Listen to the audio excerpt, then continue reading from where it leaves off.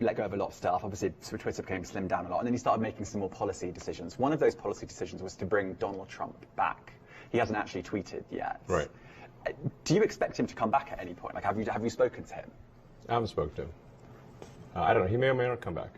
But the point is that Twitter should be a town square that gives equal voice to the whole country and ideally the whole world.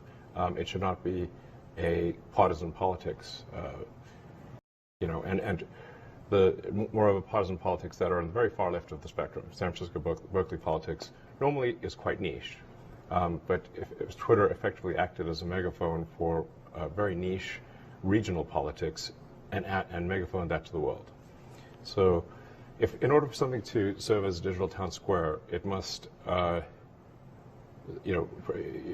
serve all people from all political persuasions, provided it's legal. Close to half the country voted for Trump. I wasn't one of them. I voted for Biden. But nonetheless, free speech is meaningless unless you allow people you don't like to say things you don't like. Otherwise, it's irrelevant. And if at the point at which you lose free speech, it doesn't come back. Do you think you prioritize freedom of speech over misinformation and hate speech? Well, who's to say that something is misinformation? Who's the arbiter of that? Is it the BBC? You're literally asking me? Yes. Well, no, you are the arbiter on Twitter, because you own Twitter. Yes, I'm saying, who is to say that one person's misinformation is another person's information? At the point at which you say that there is, this is misinformation, like, who is going to decide that? But you accept that misinformation can be dangerous, that it can cause real-world harms, that it can potentially cause... Yes, so the point I'm trying to make is that the BBC itself has, at times, published things that are false. Do you agree that that has occurred? I'm quite sure the BBC have said things before that turn out to not be true. Correct. In its, whatever it is, 100-year history, I'm quite sure. Yes. I mean, you use Twitter. Right. Do you see a rise in hate speech? I mean, but just a personal anecdote, like what do you? I don't.